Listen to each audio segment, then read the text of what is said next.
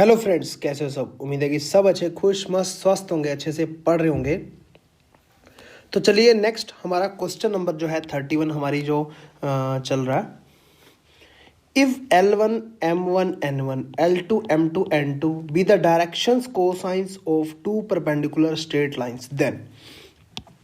जब भी directions cosines दिए हों, ठीक है, of two perpendicular straight line, तो सबसे पहले हमें जो है ना कोस थीटा पता होना चाहिए। कोस थीटा हम कैसे निकालते थे, L1 L2 जो भी हमें डायरेक्शंस कोसाइन दिए हुए हैं plus M1 M2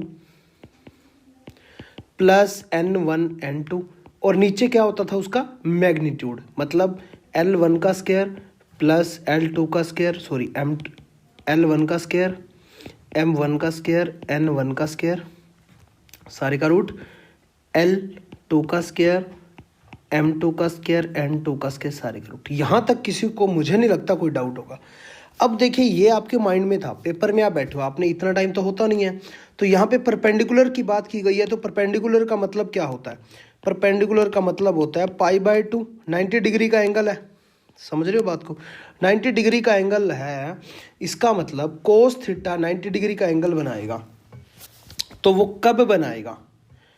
sorry, theta is equal to क्या हो गया मेरे पास, π/2। और तो कोस π/2 अगर मैं देखूं, कोस 90 डिग्री, कोस 90 डिग्री क्या होता है, जीरो।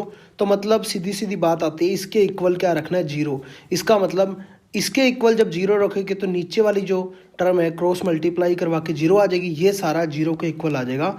मतलब L1 L2 plus M1 M2 plus N1 N2 क्या आ गया, जीरो। ठीक है, तो एग्जाम में आप बैठे हो तो आपको इतना कुछ तामझाम नहीं करना है, आपको सिर्फ माइंड के अंदर बस क्वेश्चन को पढ़ते ही डायरेक्शंस कोसाइंस है। ठीक है जी, परपेंडिकुलर स्ट्रेट लाइन है। ठीक है, तो परपेंडिकुलर स्ट्रेट लाइंस क्या, इसका मतलब क्या हुआ कि डायरेक्ट नीचे वाला पोर्शन तो जीरो होने वाला है, क्योंकि कोस थीटा 90 डिग्री कोस 90 क्या होता है, जीरो। तो डायरेक्ट आंसर लिख देना था L1 L2 M1 N2 N1 N2 zero है। ठीक है, नेक्स्ट क्वेश्चन देखिए। इफ द लाइन इतना एंड इतना are coplanar then lambda is equal to. अब कोप्लेनर पे बात चलेगी। कोप्लेनर मैंने आपको बोला ही हुआ है कि ये इक्वेशन है, जैसे इसको हम कंपेयर कर सकते हैं x माइनस x1 बाई ए, ठीक है ना, या a1 मान लो, is equal to y minus y1 by b1 is equal to z minus z1 by c1। ऐसे ही इस इक्वेशन को हम कंपेयर कर सकते हैं x माइनस x2 अपॉन में a2, ऐसे ही y minus y2 upon b2 is equal to z minus z2 upon c2। अब एग्जाम में आप बैठे हो तो ये तो आप करोगे नहीं, क्योंकि ये तो माइंड के अंदर है। आपने करना क्या होता है, कोप्लेनर जब भी आ जाए, हमने डिटर्मिनेंट सीखा हुआ है। हम क्या करते थे, x2 minus x1, y2 minus y1, z2 minus z1। एक मिनट, इसको मैं, जगह कम रहेगी, Z2 माइनस Z1, ठीक है ना। और यहाँ पे हम क्या करते थे, ABC या A1 B1 C1 A2 B2 C2। यहाँ तक किसी को डाउट है? कोई डाउट नहीं है। तो यहाँ पे सिंपल सी बात है, x2 माइनस x1, तो x2 कौन सा बनने वाला है, ये वाला बनने वाला है, तो इसका मतलब 1 बनने वाला है, और 1 में से 2 माइनस करना है।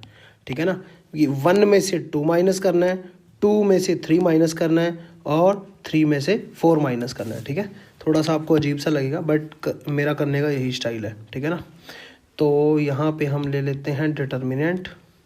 ठीक है, तो 1 माइनस 2 हो जाएगा, और यहाँ पे हो जाएगा 2 माइनस 3, और यहाँ पे हो जाएगा 3 माइनस 4, और नीचे क्या आ जाएगा, यहाँ पे A1 B1 C1, मतलब 3 4 5, और नीचे लेमडा 3 4, मतलब 3 4 5 लेमडा 3 4।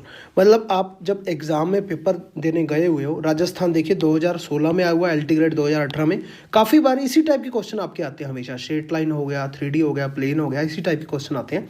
लाइन और प्लेन दे देगा, लाइन और लाइन दे देगा, परपेंडिकुलर दे देगा, या पैरेलल दे देगा, कुछ भी ऐसा देता रहता वो।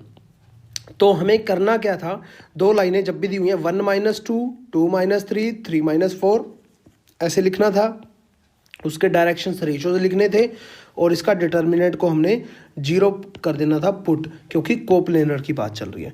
तो इतना करते ही आपका जो है आंसर आ जाएगा, लेमडा की वैल्यू आ जाएगी, लेमडा की वैल्यू आ जाएगी 2। तो ऑप्शन नंबर फर्स्ट करेक्ट है।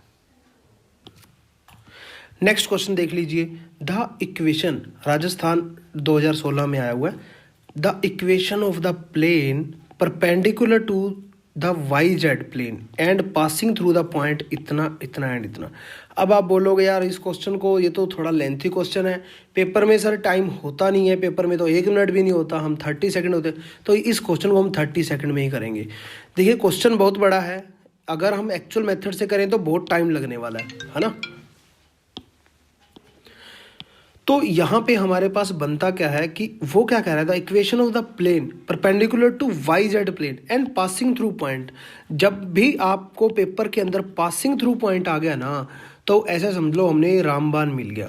हमें तो वही इक्वेशन निकालनी है ना, जो भी निकालनी है फर्स्ट इक्वेशन में पुट करो जो भी हमें पॉइंट दिए गए हैं। और मैं आपको बोलूँगा फर्स्ट पॉइंट कभी मत पुट किया करो जो भी दिया गया, क्योंकि फर्स्ट पॉइंट हमेशा 2-3 इक्वेशंस के अंदर सेटिस्फाई करता ही करता है, आपका टाइम बचेगा। सेकंड पॉइंट हमेशा पुट किया करो, जैसे कि ये वाला दिया हुआ है, ठीक है। सेकंड पॉइंट 3 पुट करता हूँ मैं, 2 × 3, ठीक है। y मतलब -4, ठीक है ना, और -3 z मतलब 5 पुट करूँगा और प्लस में 12।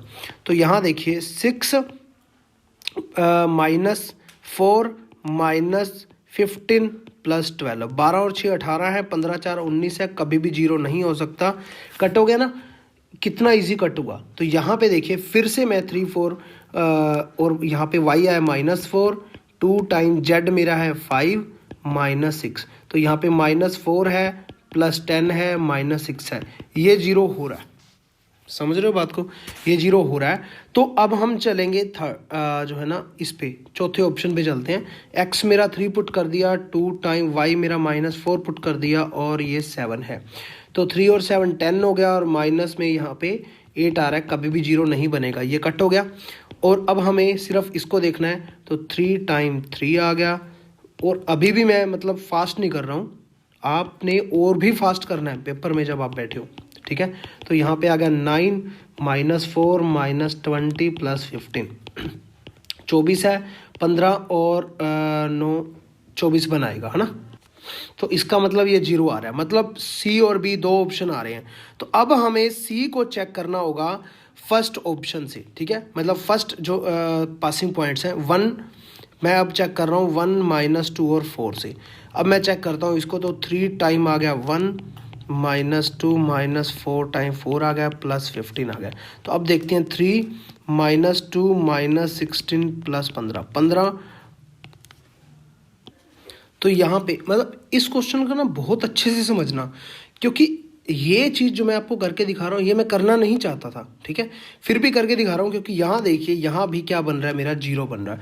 तो इसका मतलब बी ऑप्शन में भी 0 बन रहा है और सी ऑप्शन में भी 0 बन रहा है। बी ऑप्शन में फर्स्ट जब मैं ये वाले पॉइंट पुट करता हूँ 1 -2 और 4, तो यहाँ देखिए -2 आ गया और 8 आ गया और -6 है, ये भी 0 बना रहा है। इसका मतलब क्या है, मेरे 2 आंसर होंगे, ऑप्शन नंबर बी और सी।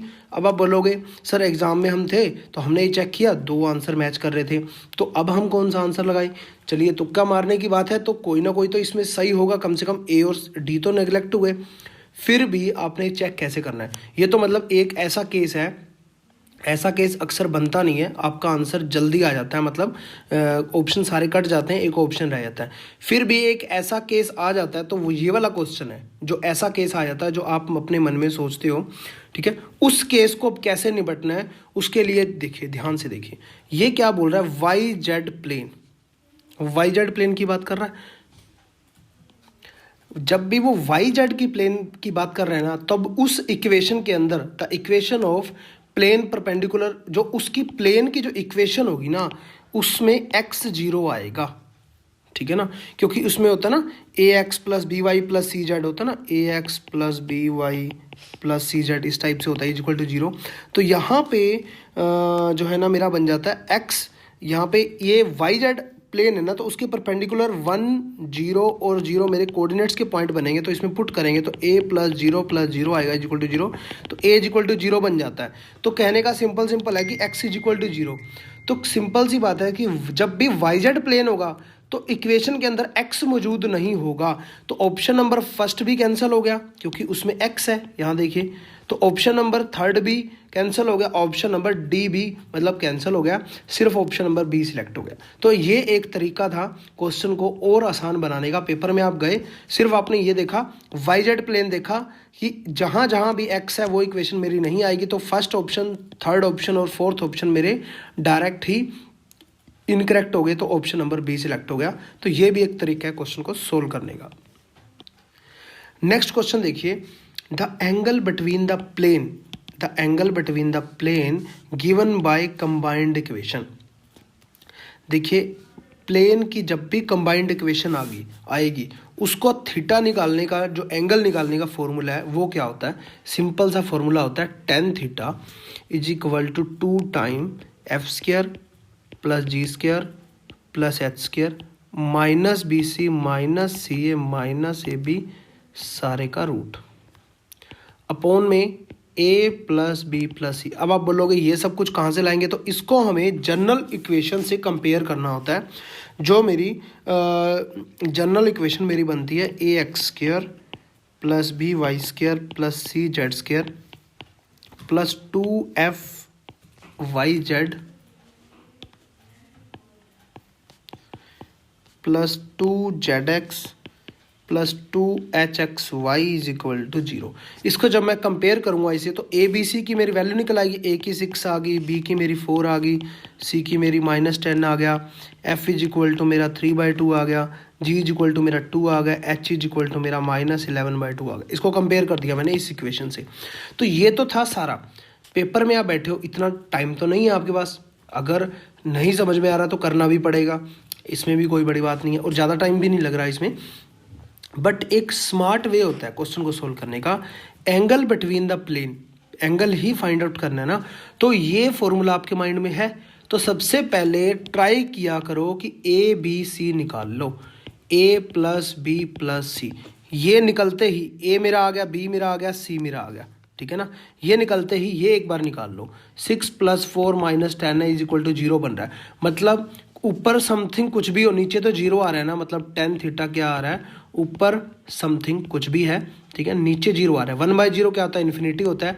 tan थीटा इन्फिनिटी कब बनता है, जब थीटा होता है π/2 पे 90 डिग्री एंगल। तो बात ही खत्म होगी ना, ऑप्शन नंबर बी करेक्ट हो गया। तो ये एक स्मार्ट वे है क्वेश्चन को सोल्व करने का। नेक्स्ट क्वेश्चन देख लीजिए, ये भी राजस्थान टीचरी 2016 में आया हुआ है। देखिए, द x - 1/2 y - 21/6 z + 1/3 line and the plane इतना।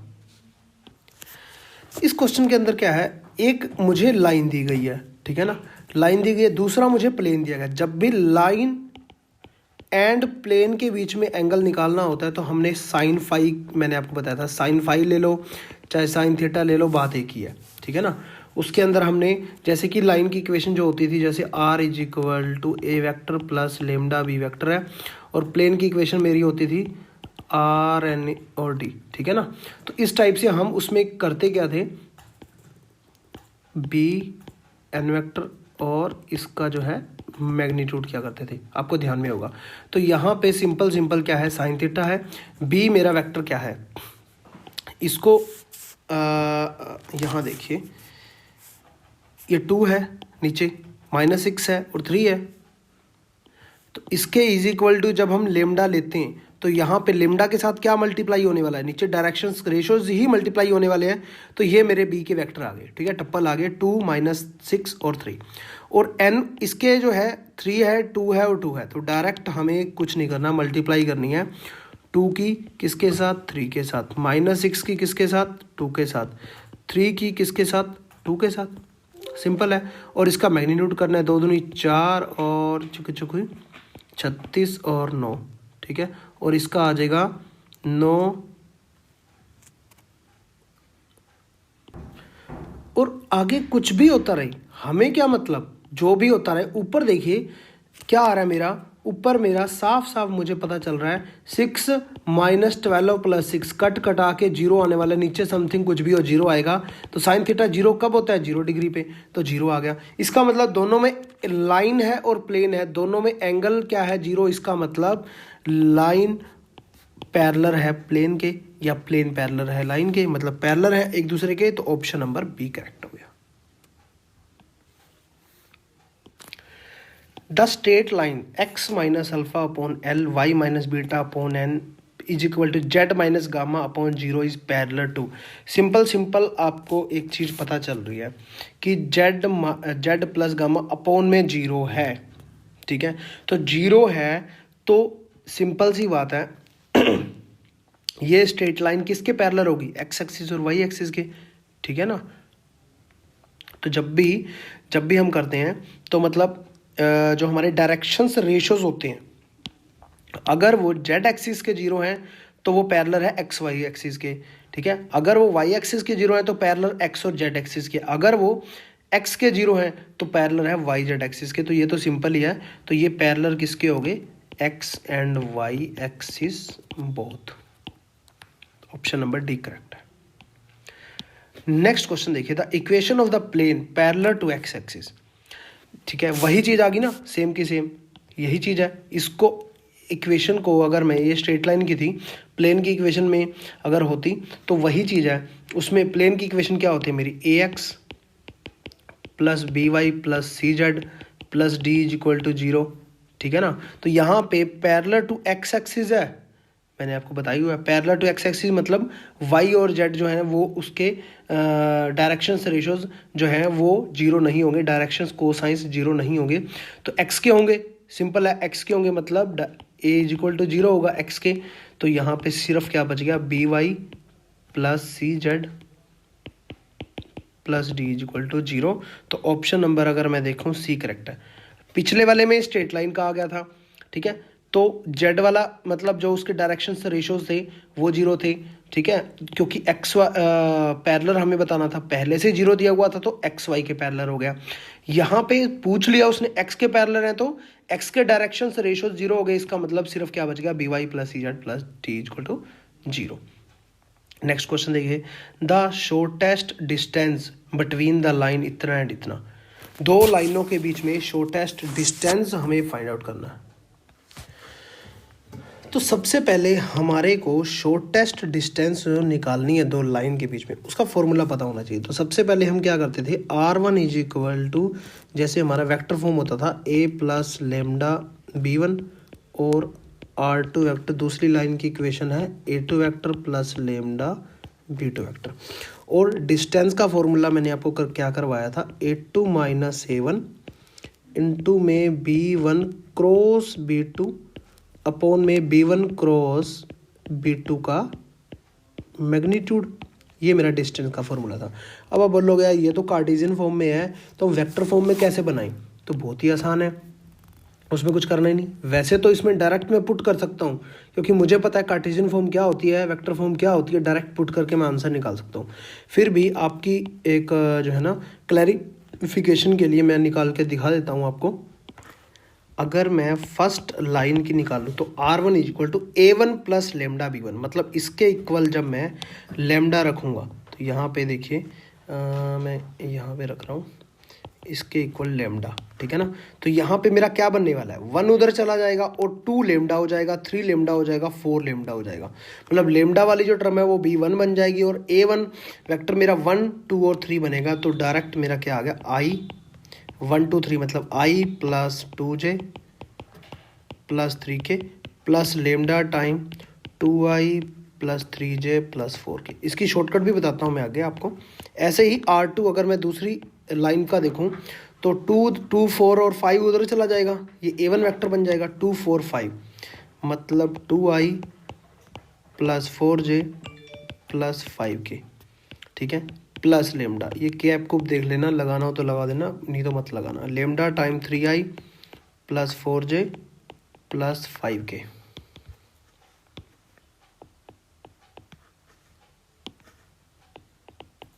ठीक है। तो यहाँ पे मेरी R1 और R2 तैयार हो गई। ये भी करने की जरूरत नहीं है, पेपर में आप बैठे हो, फिर भी करके दिखा रहा हूँ मैं आपको।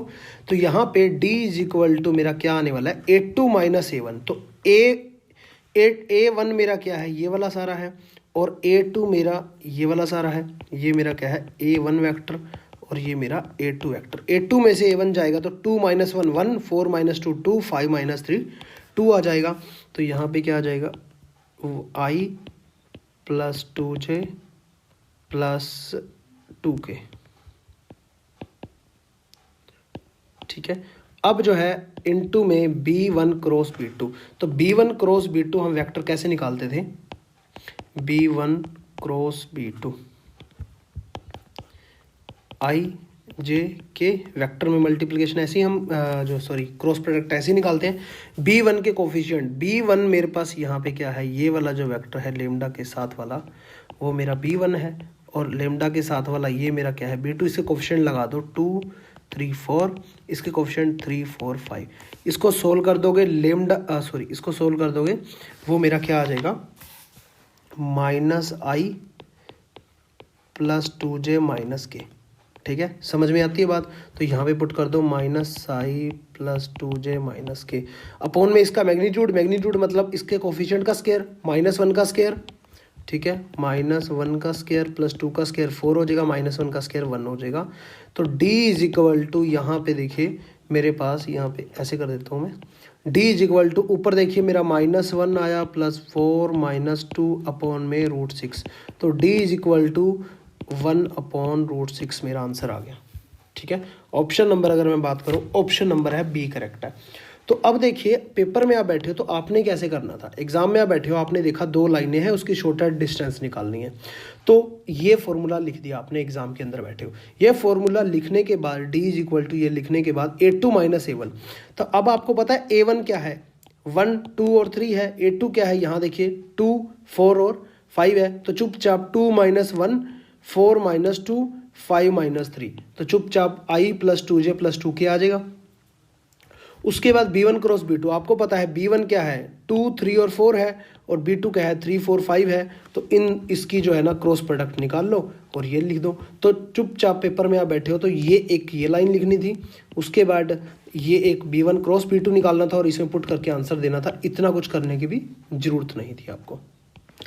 नेक्स्ट क्वेश्चन देखिए, बिंदु इतना मतलब coordinates of the foot of perpendicular from the point इतना टू द लाइन, एक लाइन के ऊपर फुट ऑफ परपेंडिकुलर डालना है। ठीक है, इस पॉइंट से, तो हम यहाँ पे ये ले लेते हैं लाइन और ये फुट ऑफ परपेंडिकुलर है। ठीक है, तो यहाँ पे इस पॉइंट से डालना है, मतलब 3 - 1 और 11 है। ठीक है, और इस लाइन पे डालना है। अब लाइन की इक्वेशन मैं यहाँ पे नहीं लिखूंगा, यहाँ पे मुझे डायरेक्शंस रेशोज ही लिख लेता हूँ लाइन के, वो क्या है 2 3 4 है। ठीक है ना, 2 3 4 है, और इस लाइन के डायरेक्शंस रेशोज क्या हैं वो हमें मेन फाइंड आउट करने। मान लीजिए ये मैं A मान रहा हूँ, ये B मान रहा हूँ, तो AB लाइन के डायरेक्शंस रेशोज अगर मैं निकाल दूं, और ये जो लाइन है मान लो CD है, CD के डायरेक्शंस रेशो के साथ मल्टीप्लाई करूंगा तो वो क्या आना चाहिए 0, क्योंकि वो क्या कह रहा है अभिलंब है, मतलब परपेंडिकुलर है। परपेंडिकुलर का मतलब तो यही होता है दो लाइनें आपस के अंदर उसके डायरेक्शंस रेशो का मल्टीप्लिकेशन, डॉट प्रोडक्ट क्या आएगी 0 आएगी। अब इस लाइन के जो डायरेक्शंस रेशोज हैं, पहले इस लाइन के मैं डायरेक्शंस रेशो लिख लेता हूँ, डायरेक्शंस रेशोज CD के ऑफ CD के, तो इसके तो साफ साफ है 2 3 और 4 हैं दिए हुए हैं हमें लाइन के अंदर ही। अब मैं डायरेक्शंस रेशो लिख रहा हूँ, डायरेक्शंस रेशो ऑफ AB। ठीक है ना, अब AB के डायरेक्शंस रेशो कैसे होंगे, यहाँ देखिए ये जो लाइन दी हुई है इसको मैं किसके इक्वल रखूँगा, लेमडा के इक्वल रखूँगा। तो यहाँ से मेरे पास क्या आ जाएगा 2 लेमडा x - 0 है। ठीक है ना, 2 लेमडा आ जाएगा एक तो, और दूसरा आ जाएगा मेरा पास 3 लेमडा + 2 और आ जाएगा 4 लेमडा + 3। ठीक है ना, ये चीज़ आ गई। अब ये क्या है मेरे, एक प्रकार से यहाँ देखिए ये ऊपर वाले ए के कोऑर्डिनेट्स हैं x1 y1 z1, B के कोऑर्डिनेट्स आगे x2 y2 z2, क्या आगे मेरे 2 लेमडा 3 लेमडा 4 लेमडा +, ये तो निकाल के दिखाना है आपको, समझाना है, इसीलिए मैं सारा कुछ लिख रहा हूँ। एग्जाम में बैठा होता इतना कोई लिखता नहीं। ठीक है, क्या करता हूँ मैं आपको बताऊंगा अभी। तो AB के डायरेक्शन से रेशियो कैसे निकलते हैं, x2 - x1 y2 - y1 z2 - z1। तो यहाँ पे डायरेक्शन रेशियो AB के आगे 2 लेमडा -3 3 लेमडा +2 -+ हो जाएगा, और यहाँ पे आ जाएगा 4 लेमडा +3 -11।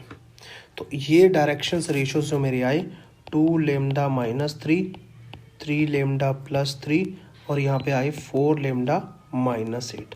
तो इस डायरेक्शंस AB के डायरेक्शंस रेशो और CD के डायरेक्शंस रेशो का जो डॉट प्रोडक्ट होगा, directions ratios AB into directions ratio C D वो क्या होएगा 0, ठीक है। तो इन दोनों की मल्टीप्लाई करवा दो अब चुपचाप, तो क्या आ जाएंगे मेरे डायरेक्शंस रेशोज ए बी की क्या है 2 लेमडा माइनस 3 इंटू में सी डी का क्या है 2, तो 2 से मल्टीप्लाई करवा दिया और फिर 3 से मल्टीप्लाई होगा 3 लेमडा प्लस 3, फिर 4 से मल्टीप्लाई होगा 4 lambda minus 8 is equal to 0 चुपचाप। तो लेमडा की वैल्यू क्या आई 1, तो कोऑर्डिनेट्स बी के कोऑर्डिनेट्स आ गए, ठीक है। तो यहाँ पे अगर मैं देखूँ तो ए के कोऑर्डिनेट्स मुझे गिवन ही है पहले से ही 3 -1 और 11, बी के कोऑर्डिनेट्स अब मेरे के आगे लेमडा की वैल्यू 1 पुट करते ही तो यहाँ पे मेरे पास बन गए 2 और 1 पुट करेंगे तो 5 और 7। अब ए बी की डिस्टेंस में निकाल सकता हूँ डिस्टेंस फार्मूला से, x2 माइनस x1 सारे का स्क्वायर मतलब 3 - 2 1 आ जाएगा और यहाँ पे 6 -6 का स्क्वायर 36 और यहाँ पे आ जाएगा चौके चौके 16 ठीक है। बट उसने क्या पूछा था, उसने ए बी की डिस्टेंस पूछी ही नहीं मेरे से, उसने क्या पूछा था कि यहाँ पे अगर हम देखें द कोऑर्डिनेट्स उसने पूछे थे, कोऑर्डिनेट्स के आगे मेरे 2 5 7 ऑप्शन नंबर बी करेक्ट हो गया, ठीक है। समझ में आती है बात। तो एग्जाम में जब मैं बैठा होता तो मैं क्या करता वो मैं आपको बताता हूँ। एक तो ये लाइन लगाता मैं ए बी और सी डी वाली, उसके बाद मैं डायरेक्ट, मुझे पता था डायरेक्शंस रेशोज दोनों के अगर मैं देखूं मल्टी डॉट प्रोडक्ट 0 होने वाला है तो मैं इसको इज इक्वल टू लेमडा लेता 2 लेमडा -3 करता, ठीक है, और उसको मल्टीप्लाई करवा देता इसके डायरेक्शंस रेशो से 2 से। तो डायरेक्ट मैं ये वाली लाइन लिखता, अगर मैं इस अगर आपको दिखाऊं ये वाली लाइन मैं डायरेक्ट लिखता, ठीक है। एग्जाम में बैठा होता 2 टाइम 2 लेमडा -3 3 टाइम ये 4 टाइम ये, डायरेक्ट 0 पुट करके लेमडा इज इक्वल टू जो भी आ जाता इसमें ऑप्शन में पुट करके आंसर निकाल देता। तो ये आपकी क्लैरिफिकेशन के लिए था सब कुछ। देखिए क्या है, बिंदु इतना का समतल इतने के सापेक्ष प्रतिबिंब है, the image of the point इतना with respect to the plane इतना। ये क्वेश्चन मैंने आपको बताए हुए हैं, कोई भी ये प्लेन है, प्लेन ले लिया मैंने, कोई भी ले लो, इस टाइप से बनाना है, जिस टाइप से मर्जी बना सकते हो, प्लेन का कोई दिक्कत नहीं है। मतलब ये एक लाइन है और उसका इमेज यहाँ पे बनने वाली है, ठीक है। ये प्लेन की इक्वेशन है। तो यहाँ पे 1 2 3 एक पॉइंट है, मान लीजिए ए पॉइंट है और यहाँ पे बी पॉइंट मेरे XYZ बनने वाले हैं, या जो भी है ABC मेरा बनने वाला है। तो एक बात सोचिए, जो प्लेन की जो इक्वेशन है मेरी 2x + 6z -3y + 35 = 0, तो जो प्लेन की जो इक्वेशन है, एक बात सोचिए, उसमें जो इसका इन दोनों ये इमेज बनने वाली है, तो A से O तक जितनी दूरी होगी उतनी तो O से B तक दूरी होगी ना, तो ये मिड पॉइंट हो गया। तो दोनों का अगर मैं मिड पॉइंट निकाल दूं और जो है ना इक्वेशन के अंदर पुट करवा दूं तो इसका वो सेटिस्फाई कर जाएगा। तो इसका मतलब ये ABC वाले जो मैंने पॉइंट माने होंगे वो मेरे सही पॉइंट होंगे। तो ABC के पॉइंट कौन से हैं, ऑप्शन के अंदर दिया हुआ है, बात खत्म। राजस्थान TGT 2015 के अंदर क्वेश्चन आया हुआ है। तो आप क्या करो, पॉइंट उठा लो, ऑप्शन नंबर फर्स्ट उठाओगे वो भी इनकरेक्ट जाएगा, ऑप्शन नंबर बी भी, डी भी, सी करेक्ट होगा। सी कैसे करेक्ट होगा वो देख लेते हैं हम। पॉइंट हमारे पास ए के कोऑर्डिनेट्स हैं 1 2 3 और बी के मैंने कोऑर्डिनेट्स मान लिया -3 8 और -9। अब इन दोनों का जो है ना मिड पॉइंट निकालो, क्या आ जाएगा 1 - 3/2 2 + 8/2 3 - 9/2, ठीक है ना, क्योंकि एडिशन करना है तो माइनस का है तो माइनस का ही रहेगा। -1 आ जाएगा, 5 आ जाएगा और यहाँ पे -3 आ जाएगा। ये पॉइंट हमने कहाँ पुट करने हैं, इस इक्वेशन के अंदर। इस इक्वेशन के अंदर ये जब मैं पॉइंट पुट करता हूँ तो 2 टाइम आ जाएगा -2, 6z पुट करूँगा -3 है ना, पुट करूँगा 6 18 और यहाँ मैं -3 टाइम y है तो 15 हो गया + 35, ठीक है ना। तो यहाँ पे 35 और 2 37 है और यहाँ पे माइनस का 15 और 18। यहाँ पे गलती क्या हुई है, ये माइनस का 2 आएगा ना, क्योंकि यहाँ देखिए 2 को x मेरा -1 है तो यहाँ भी माइनस का 2 है, ठीक है। तो यहाँ पे मेरा क्या आ जाएगा, माइनस का यहाँ पे आ जाएगा, माइनस का आ जाएगा 15 15 29 33 माइनस का 35 प्लस का 35 तो 0 आ जाएगा। तो ऑप्शन नंबर सी करेक्ट है, ठीक है। उम्मीद करता हूँ कि आपको बहुत ही अच्छा लगा होगा, बहुत अच्छे से समझ में आया होगा लेक्चर। तो प्लीज़ प्ले स्टोर पे जाइए, प्ले स्टोर पे जाइए और मिशन DSSB ऐप को रेटिंग करिए। अगर कोई प्रॉब्लम आ रही है, ठीक है, तो प्लीज़ इस नंबर पे कॉल करिए, हम आपकी प्रॉब्लम सोल्व करेंगे, ठीक है। प्लीज़ प्ले स्टोर पे जा कर के इसको 5 स्टार रेटिंग करिए और प्लीज़ अपने रिव्यू लिखिए कि आपको कैसा लग रहा है। इतना कुछ आपको मिल रहा है, जो है ना, अगर हम देखें तो इतना 30-40 हज़ार का कोई कोर्स होता है ना, उसमें ये सारी चीज़ें मिल पाती हैं, ठीक है, पॉसिबल हो पाती हैं। बट अगर हम देखें इतने कम प्राइस के अंदर इतनी सारी चीज़ें आपको मिल रही हैं, तो आप खुद भी सोच सकते हैं, आप वेल एजुकेटेड हैं, तो प्लीज़ एक मोटिवेशन आपकी तरफ से। तो चलिए नेक्स्ट लेक्चर के अंदर मिलते हैं नेक्स्ट क्वेश्चंस के साथ। Thank you.